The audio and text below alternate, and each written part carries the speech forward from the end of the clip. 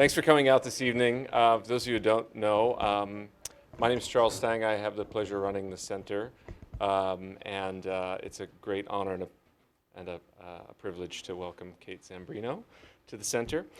My colleague Amy Hollywood is going to introduce Kate, but I just wanted to say a few brief remarks. First of all, it falls to me as the director to say things like, please silence your cell phone. So please do that now. And then more substantively, I wanted to let you know that Kate's talk tonight is part of an ongoing series at the center. It's in its third year, and it's called the Poetry, Philosophy, and Religion Thread.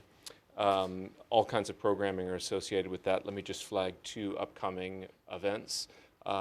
We have Ann Carson coming on March 31st, and will not be speaking in this room, but across the street at the American Academy of Arts and Sciences. Again, that's Tuesday, March 31st. And Fred Moten is coming next year, October 14th. So if you're interested in this thread or any of the other threads at the center, and you want to keep abreast of them, just sign up with that sheet there, or you can do so on the website. If you're specifically interested in this thread around poetry, you should know that we also support a poetry workshop here at the center that meets on Tuesday evenings, and another one that meets on Mondays at noon. And I would point you to Shara Bloor, who is a resident here at the center, who coordinates that Tuesday evening workshop and is also the editor-in-chief of Peripheries, our literary magazine. So I think that is it, and I will I welcome to the podium my colleague, Amy Hollywood. Amy Hollywood, who needs no introduction. He's going to knock some shit over before. Okay, I will try not to knock anything over. I have like a bunch of scribbled stuff here because I actually want to write a book about Kate Zambreno, but I realize that you all probably don't want to listen to a book about Kate Zambreno. You might want to listen to one by Kate Zambreno. So I'm going to try to make this brief. Those of you who know me, which a lot of you don't, but those of you who know me probably know that my father died when I was 23 years old, and that is something that has been a shadow over my life. And when I began to read Kate Zambreno's work, I think the first thing I came across was Heroines, which came out in 2012, and from that, Green Girl. Yeah, I'm glad you didn't, but I also, yeah, I can see the attraction.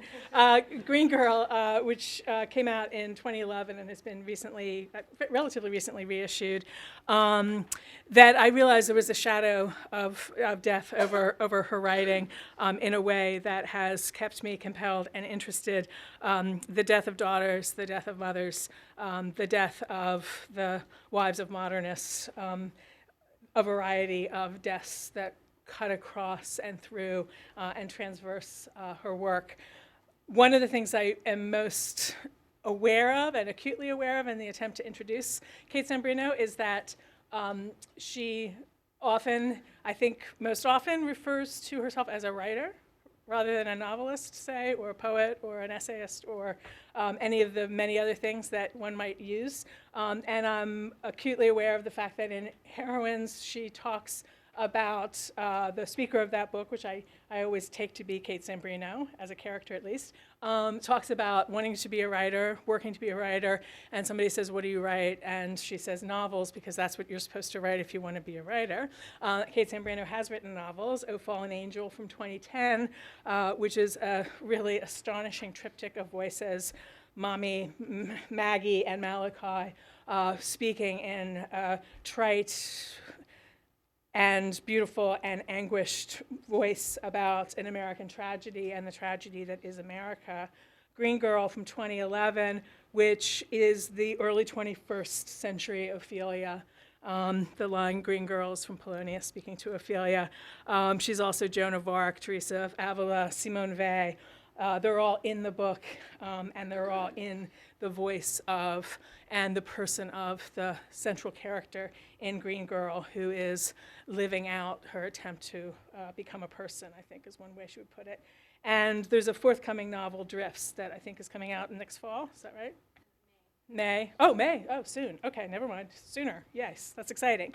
And in addition to that, Kate has written a series of books that are unclassifiable. What she calls a shadow, Book of Mutter or Book of Mutter, depending on how, I don't know how to pronounce it, which appeared in 2017, that is haunted by the death of a mother. It's a shadow book that speaks to the shadow that is already named in Heroines. In Heroines, she writes, "I write this book of shadow histories, these histories of books and shadows." In a book that follows Book of Mutter, Appendix Project, there are 11 essays, appendices, I'm not sure exactly what to call them, that are things, in some part things left out of Book of Mutter, and other instances things that are elaborated in the wake of Book of Mutter. I think everything was written in the year after the book was published.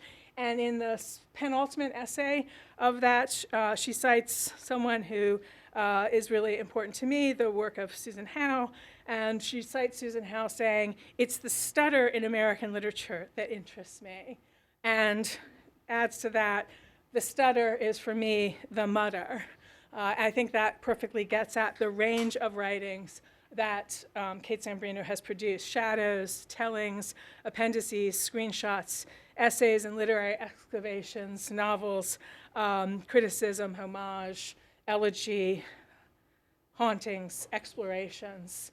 All of it is writing that, as she puts it, in appendices, or in the Appendix Project, excuse me, writing that is an attempt to make room, to make rooms in which the reader can live, that the reader can inhabit.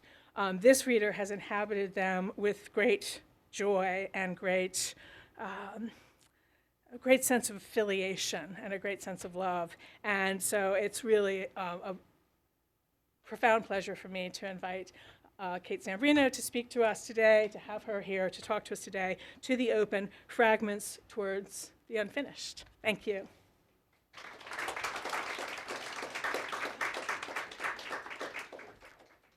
Wow, thank you so much. That was a thrilling introduction. Thank you. What Amy didn't say is that I think, well, because, I mean, it's for me to say, is that Sensible Ecstasy was a huge, huge book for me when I was writing Green Girl and writing Heroines, and it's such a thrill to be in conversation with Amy and to be invited here to the Center for the Study of World Religions. The series on poetry, philosophy, and religion is very exciting to me. It's very exciting to be asked to give a talk thinking through poetry and religion and philosophy. Thank you to Charles Stang for inviting me, and to Ariella Goldberg for organizing and for everything. I have a PowerPoint. If it stops working, I will stop using it. So I'm going to be talking about an unfinished film of David Wojnarowicz. I won't have images for it because I wasn't allowed to take pictures from it and it's not available. So we'll just have to imagine the film. Into the Open, Fragments Towards the Unfinished.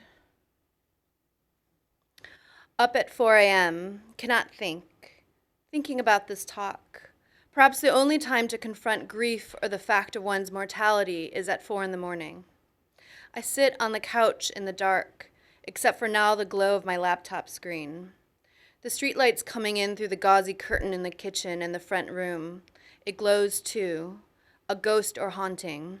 The thrum of the refrigerator, of the humidifier in the next room. No traffic on the street, no people shouting. How strange this calm.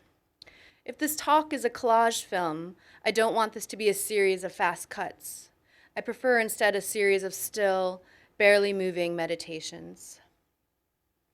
I can't stop thinking of the famous photograph by David Wojnarowicz of the herd of buffalo falling off the cliff, tumbling to their deaths. The almost abstraction of these biomorphic black forms, and then the horror of piecing together the narrative. Looking at this photograph, how the bodies are both kinetic, seemingly falling, and still, as if frozen. and how this sense of stillness is more pronounced when one knows that this is a photograph of a diorama at the Natural History Museum in DC. These are already dead animals, taxidermied to life, arranged and suspended in a never-ending dynamic stasis. This photograph is always read as a response to the 1980s AIDS crisis, the near extinction of American buffalo in the 19th century, mirroring the devastating and senseless speed of the loss of so many lives to governmental and institutional ignorance and refusal. But now that I've been spending time meditating on the profound mourning of David Wojnarowicz, his elegiac gaze in the days and years after the death of his soulmate and once lover, Peter Hujar, I also see more layers in this photograph. I see the profound beauty and the profound sorrow, what I would also call an ecological sorrow, that mirrors so much of Hujar's own photographs of landscapes and animals. That Wojnarowicz is not only referencing the history he is living and dying in, but also seeing the devastation of the past, the extinction of not only the buffalo, who once freely roamed in packs in massive numbers, by the careless slaughters by white hunters for sport, but also of a way of life, of ritual for the Plains Indians, who regarded the buffalo in their hunting as something sacred. But there's also grace in this image, such profound beauty in this gaze of death, of history, that I think is also supposed to linger there, suspended. A still life painting was referred to in the Italian as dead nature. That the artist took this photograph while in DC, I imagine on the same trip to see the AIDS memorial quilt. His silent filming on Super 8 of the slow and synchronized unfolding of the quilt on the National Mall, a space the size of a football field, the panning to Peter Hujar's square with his name, a cloth reproduction of the Dürer wing, moving upwards to a drawing by David of a figure climbing a tree. Peter Hujar, 1934 to 1987. When I saw this fragment from his unfinished film, on the little TV screen wheeled out for me in the studious silence of the Fales Library at NYU, where the David Wojnarowicz archives are held, something like weeping began to choke my throat. Something of the solemnity, of the gesture of unfolding and unfolding this great open space, to find it filled with beauty and with death. Earlier I had paged through, slowly and carefully, instructed to lay the book flat and on its proper rest, David Wojnarowicz's copy of Peter Hujar's 1976 Portraits in Life and Death, the only book of photography published in his lifetime. There's nothing that signals that it was David's copy. There's no mark or heat to it. But thinking about it now, I realize that this is because this book was most likely a sacred object to him. I read first Susan Sontag's introduction. Another image that is also like a memento mori. Susan Sontag in her hospital bed, uninsured, having just been diagnosed with stage 4 breast cancer at the age of 41, quickly writing the introduction to her friend's photography book. Sontag, who shared with Hujar this closeness and desire to contemplate death through meditations on photography, the skull she kept on her writing desk. Photographers, she notes, are recording angels of death, but also connoisseurs of beauty. The images from the book, from the vantage point of me paging through it, appear like a montage of ghosts. First, the portraits of the then living, friends and artists Hujar admired, an isolation that he sensed in each of them, lying down on a bed, Sontag herself in her turtleneck, stoic and magnificent, slightly gray around the temples, a self-portrait of Hujar, naked, handsome, possibly postcoital, the twist of the sheets underneath his head.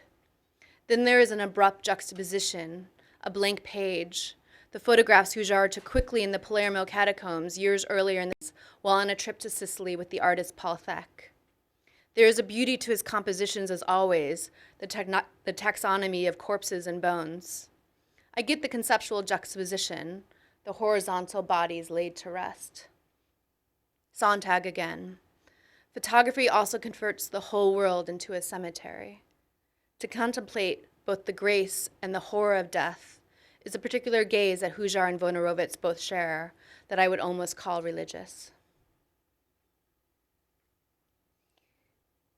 There's a small statue located at the Met cloisters that I've been meditating on lately.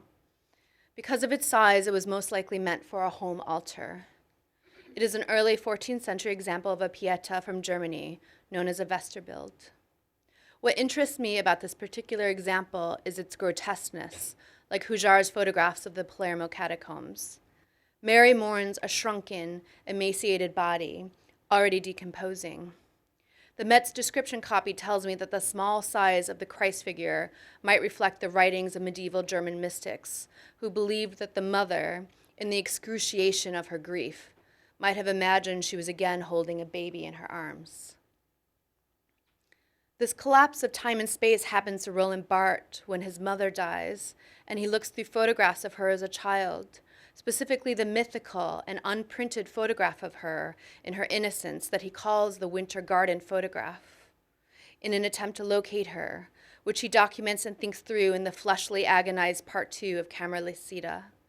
He is now alone in the apartment where he once lived with her and took care of her in her illness. There is an exhaustion, almost a vertigo, in which he meditates on his mother as child, something of the leftover survival energy that is caretaking for someone who is no longer there, the ambiguity and instability of this role, where he was all at once father, mother, caregiver, son. Quote, "During her illness, I nursed her, held the bowl of tea she liked because it was easier to drink from than from a cup. She had become my little girl, uniting for me with that essential child she was in her first photograph." The language that Barthes uses here to imagine his mother's suffering resembles the mystical, like Margaret Ebner having visions of both nursing the infant Christ and imagining him on the cross. Later he writes, "I, who had not procreated, I had, in her very illness, engendered my mother." Further on in his meditation, Barthes uses even more explicitly theological language to describe the effect of the photograph, thinking explicitly about the sacredness of the Winter Garden photograph. "The treasure of rays which emanated from my mother as a child, from her hair, her skin, her dress, her gaze, on that day." Photography, he writes, deals with resurrection, then referencing the image of Christ which impregnated Veronica's napkin during the Stations of the Cross. He always envied the visual iconography of Catholicism, he writes. The sorrowful contemplation of the Pieta, the tragedy of an early death. These early Westerbild statues, so alive and grotesque, coincided with the medieval plague, the Black Death, where the afflicted would suffer extremely and be dead within days. The need to meditate on this horror of losing a loved one with such speed, to find within it both compassion and grace. What happens when a person is suddenly missing? As soon as Peter Hujar died in his hospital room, David Wojnarowicz immediately took his Super 8 camera and performed a slow gesture of filming across his body, and also took 23 still photographs, a mystical number for Wojnarowicz, each human cell containing 23 pairs of chromosomes. I sit in the room at Fales and watch this fragment. I finally find it on a DVD entitled Mexico, etc., Peter, etc. There's something religious and painterly about this moving still. The sharper features of Hujar's sunken face as if out of an El Greco. I fixate on the crumpled sheet at the end of the bed, the beauty and abstraction of this form, and keep on thinking of Hujar's handsome self-portrait in bed, the tangle of the sheets.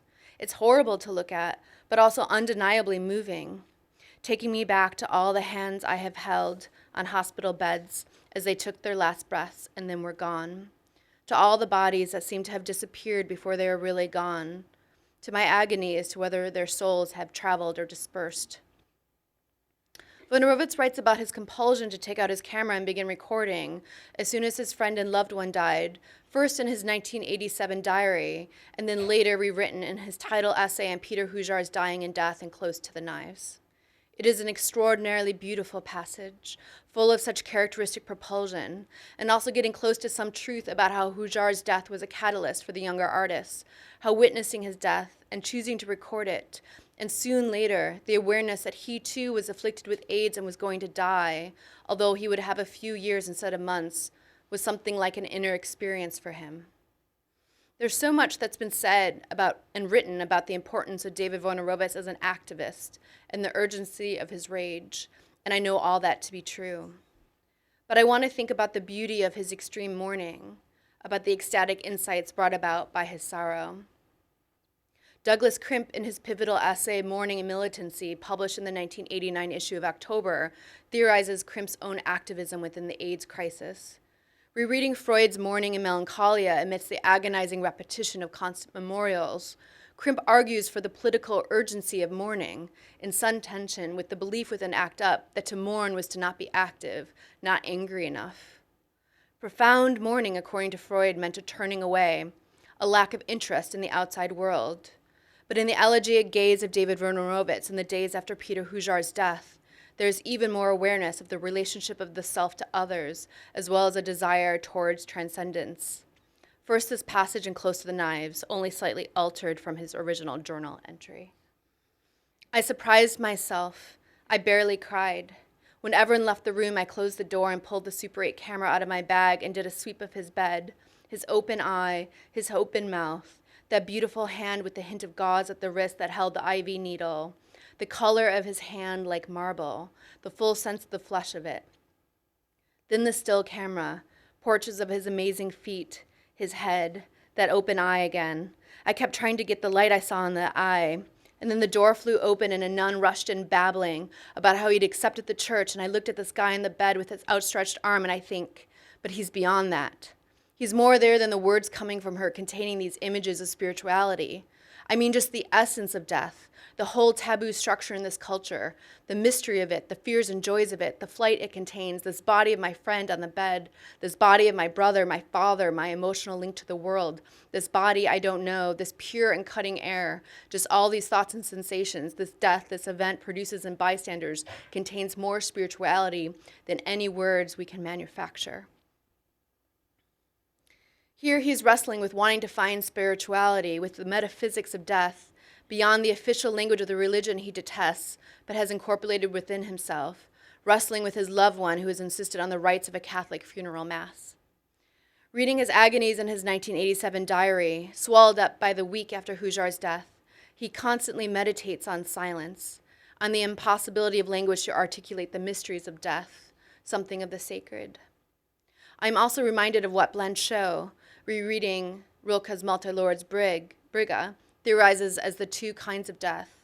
The anonymous, mass-produced death, which Rilke's narrator has such a horror of, and then the death that can be one's own death, a sort of sovereign death, Blanchot thinking through his friend Bataille. This is what I believe Wojnarowicz is fighting against in his elegiac writing and filming of and towards Hujar, a sort of grace and dignity, to give him back the dignity that the violence of homophobia and the hysterical fear of contagion has denied him in the last months of his life.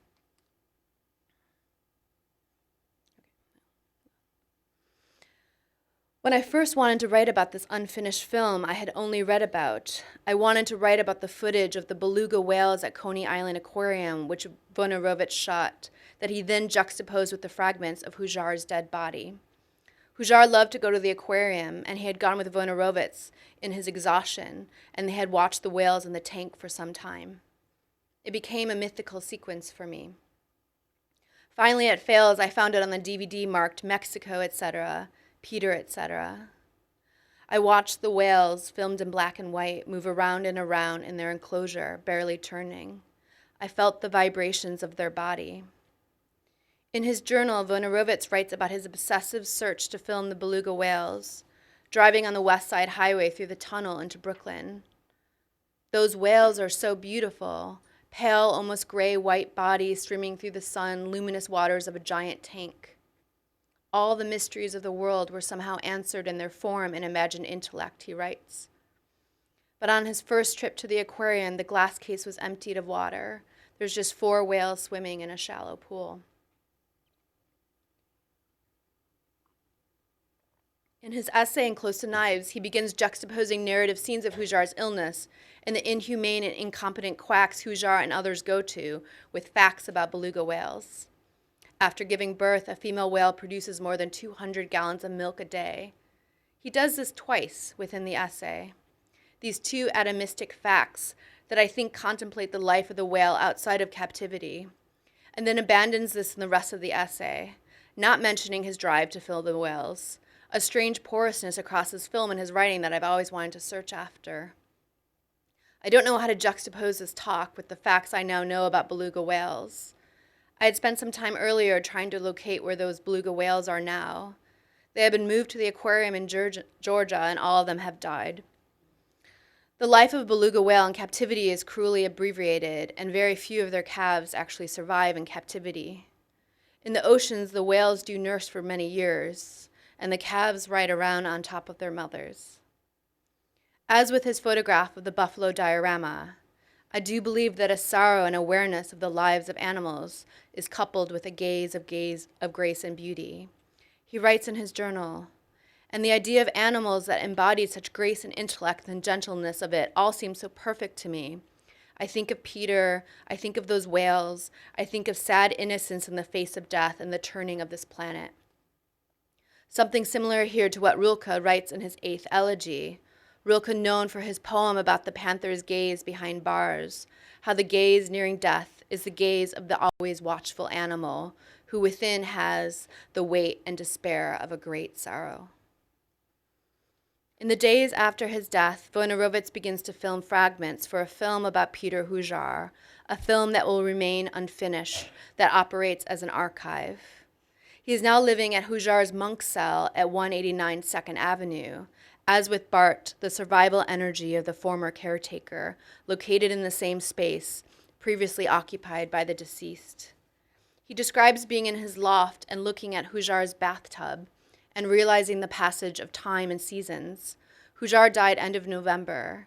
The bathtub is now filled with winter leaves, but Hujar's body is not there. There is the bed where Hujar laid for those months, sinking into the mattress.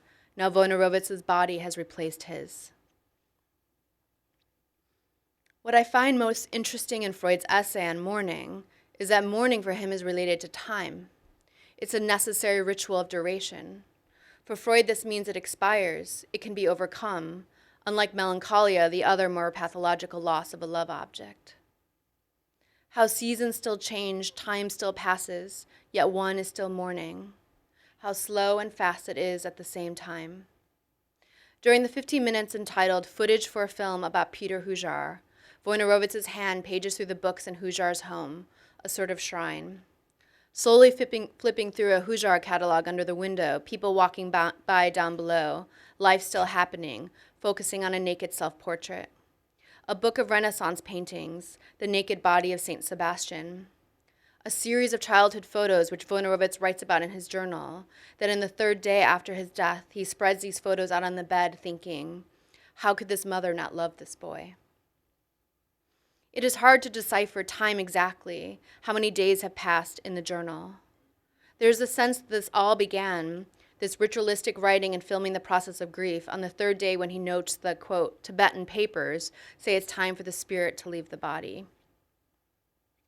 Peter wanted not to be embalmed, to be wrapped in cloth and put into a white or plain pine box and buried within 24 hours after a Catholic Mass. He wanted time and no disturbance so his spirit could leave his body uninterfered with.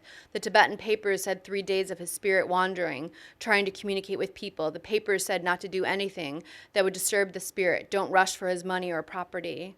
I made a simple altar or shrine on one of the large photograph tables on the side wall with an enormous beeswax candle, honeycomb wrapped round and round we found in a drawer cabinet. Earlier that day, or perhaps the day before, time blurs in the grief journal.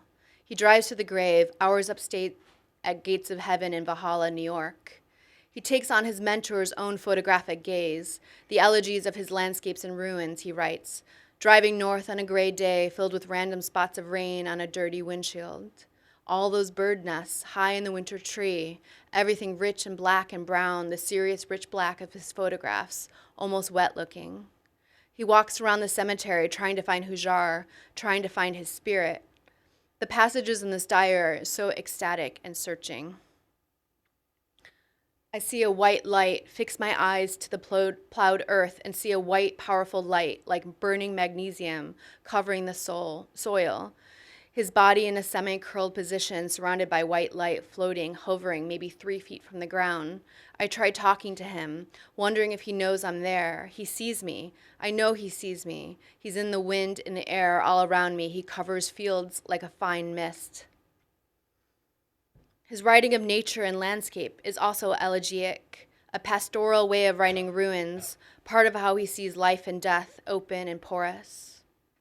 I see him, sense him in the hold down, there under the earth's surface. I sense him without the covering of the pine box. The box no longer exists in my head. Not till later that I realized I didn't see the box, just a huge wide earth, just grass and field and trees and me, my shape in the wet air, and clouds like gauze, like gray overlapping in fog.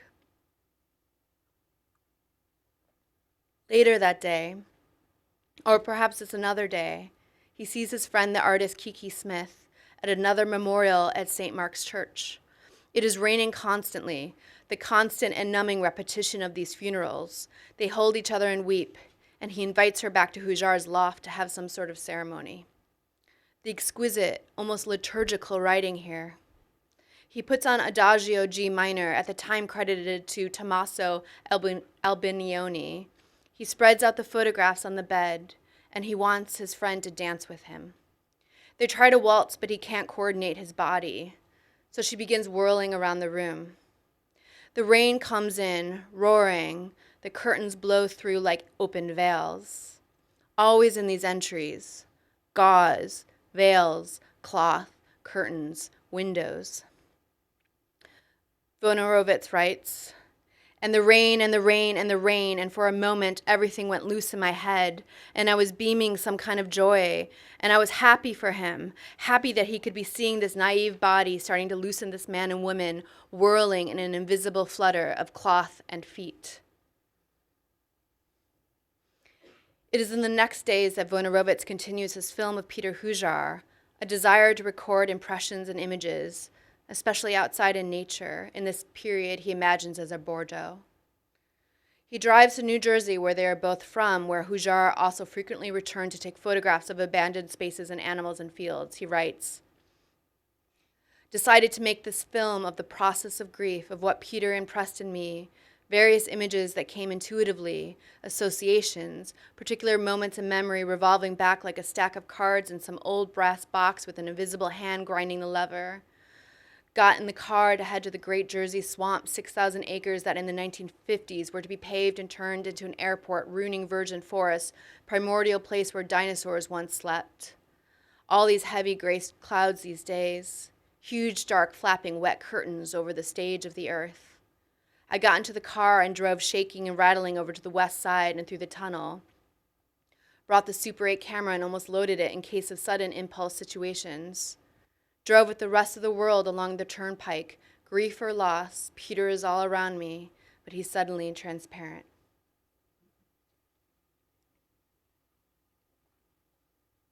There's always the most beautiful description of clouds in these journals. Postcard clouds with fire rays of light colliding against the firm, shark gray of the horizon, which reminds me of his often quoted comment to his friend and fellow activist Zoe Leonard when she worried about the aerial photographs of clouds she's been taking, worried that they were not political enough. Don't ever give up on beauty. We're fighting so that we can have things like this, so that we can have beauty again. There is an incredibly lyric and mournful description of the red taillights in the rain on the highway, and suddenly seeing a pack of stray dogs standing around the body of another dog recently struck by a car that calls to mind Hujar's own photographs of animals. In the driving snow, they sniffed at his form, unwilling to leave it behind. Again, I think of Rilke's Eighth Elegy when thinking about Wojnarowicz's meditations on the mournfulness of the animal and its relationship to the otherness of death.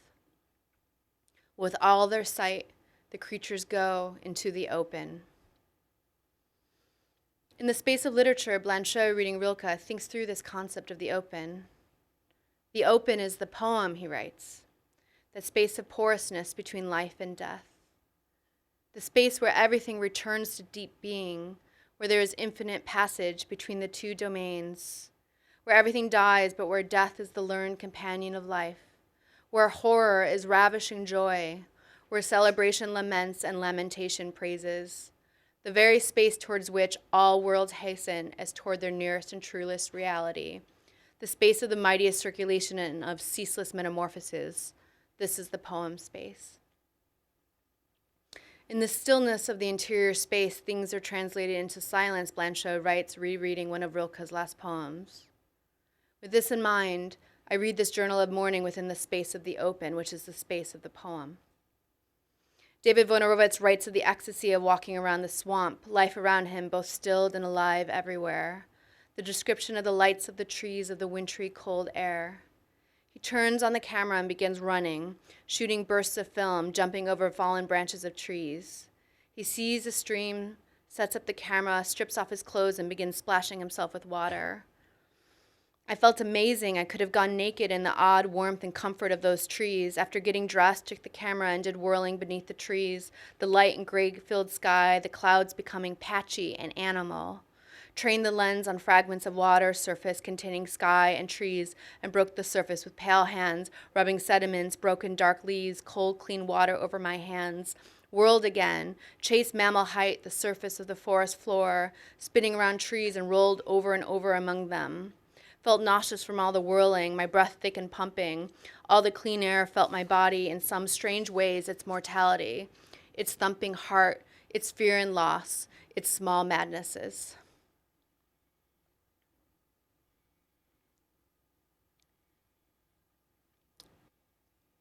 He is surrounded in his grief by pure being. The unknown of life, of the relationship of the self to the body, the self to the natural world, catalyzes something within him. There is awareness in this work of days, this morning diary, of the essence of mortality, of life ending and then opening. When I began this research, I found something so devastating about the film being unfinished, unable to be found except in fragments, recited as myth in biographies and essays. The beluga whales swim around and around. But now I see the beauty in the devastation. It's like the life of an artist cruelly cut short. The work is the work. It's the fragments. It's the process, the private and the ritual. There's joy to this, to the search, to the space of the open. Thank you.